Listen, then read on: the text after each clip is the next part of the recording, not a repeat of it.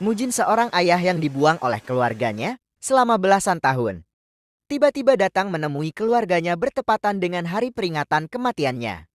Karena 1 tahun yang lalu ia dikabarkan meninggal dalam kecelakaan lalu lintas. Kedua anaknya kaget seolah tak percaya. Terlebih ibunya Mireya, begitu nampak dari raut wajahnya. Saat Mujin mengatakan ia pemilik baru gedung ini. Saat melihat suaminya ia teringat pada kejadian 13 tahun yang lalu. Keadaan yang berbanding terbalik dengan hari ini. Saat-saat terakhir, berpisah dengan istrinya Mujin masih mencoba untuk tidak berpisah. Dengan jawaban istrinya seperti itu, membuat Mujin tidak bisa berbuat apa-apa selain menerimanya. Dikala itu bukan tanpa berusaha. Justru segala macam cara ia lakukan demi keluarga.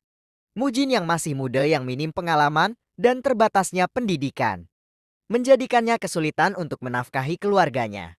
Lalu scene berganti pada Mujin dan temannya sedang berada di kantor real estate.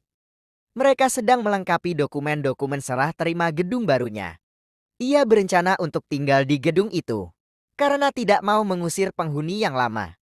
Ia berniat untuk merenovasi unit rumah yang kemarin sempat terbakar. Sepulang dari kantor real estate ia mampir untuk membeli perlengkapan rumah tangga di pusat elektronik terbesar di Korea.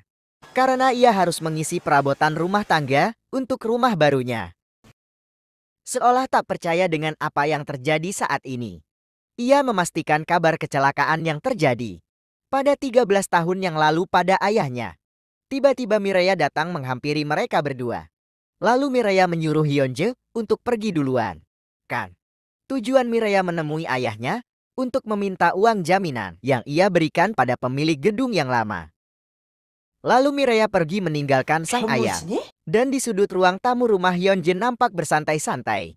Seolah tidak peduli dengan kecemasan ibu dan kakaknya. Ia malah melihat-lihat harga jual gedung yang ayahnya miliki. Ia pun kaget setelah tahu harga jual gedung ini.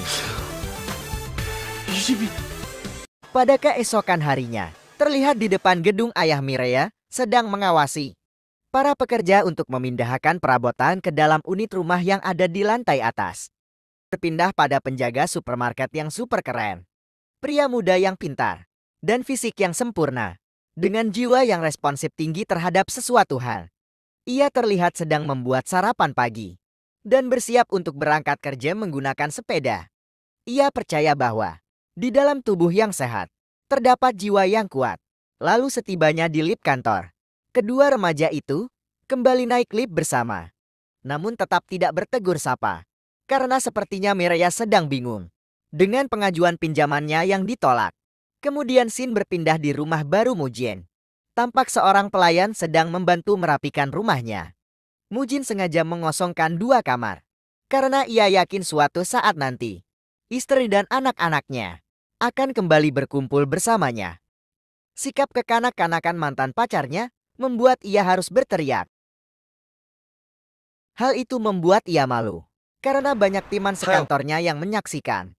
Ia pun pergi tanpa melihat arah tujuan. Melihat hal itu, pria penjaga supermarket mengikutinya hingga di pinggir jalan raya. Ia menawari tumpangan pada Mireya.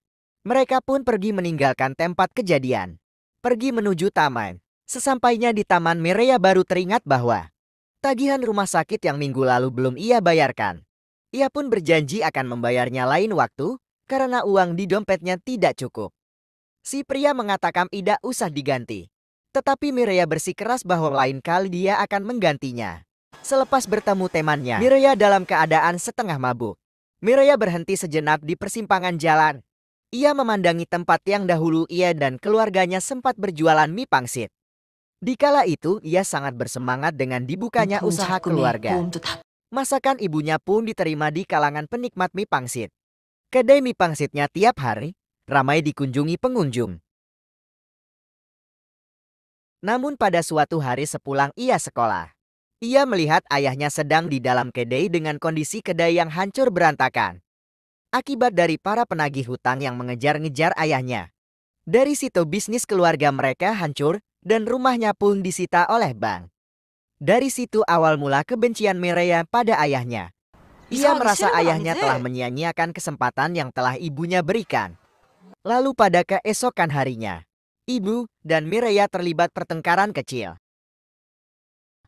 Mireya menyangka bahwa ibunya telah menunda-nunda untuk pindah dan tergoda lagi pada ayahnya dan kembali untuk rujuk dengan ayahnya. Dan ia menuduh ibunya seperti adiknya yang bangga atas kesuksesan ayahnya, sambil menunjukkan foto adiknya di media sosialnya. Ucapan Mireya sangat menyakitkan ibunya. Padahal ibunya sudah berusaha untuk pindah, namun uang yang ia miliki belum cukup. Dari situ ibunya marah dan pergi bekerja. Ternyata hari itu ibunya bolos kerja dan melampiaskan kekesalannya melalui bermain baseball. Saat bermain baseball ia terus membayangkan kata-kata suaminya yang seolah-olah mengejeknya. Padahal maksud Mujin baik. Ia ingin keluarganya bersama kembali seperti dulu. Lalu ibu Mireya menelpon Mujin dan meminta bertemu di kap dekat rumah samping gedung pelatihan taekwondo. Lalu pada malam hari Mireya khawatir akan ibunya karena di telepon pun tidak menjawab. Lalu ia pergi keluar untuk mencari ibunya. Lalu di sudut lain ibu Mireya terlihat sedang menunggu kedatangan Mujin. Tak lama Mujin pun datang. Mereka terus bertengkar seperti waktu dulu. Mereka sering bertengkar, namun tetap bersama dan setia. Ibu Mireya menanyakan kenapa kau kembali. Hingga akhirnya, ia jujur pada istrinya bahwa alasan ia kembali adalah karena ingin kembali bersamamu. Apakah kau sebenci ini padaku? Kau tidak tahu perjuanganku hingga saat ini. Lalu Mireya datang dan salah paham dengan apa yang terjadi pada ibu dan ayahnya. Saat ia ingin berlari mendekati orang tuanya, tiba-tiba kaki pria supermarket menendang ayahnya Mireya. Lalu ayah Mireya pun terjatuh dan berdarah di hidung. Kesalahpahaman makin meluas. Kali ini melibatkan si pria supermarket. Dan Mireya pun semakin benci pada ayahnya. Ia menyangka ayahnya Lan yang membuat kekacauan ini terjadi. Dan ia bertekad tidak akan ada kata damai untuk ayahnya.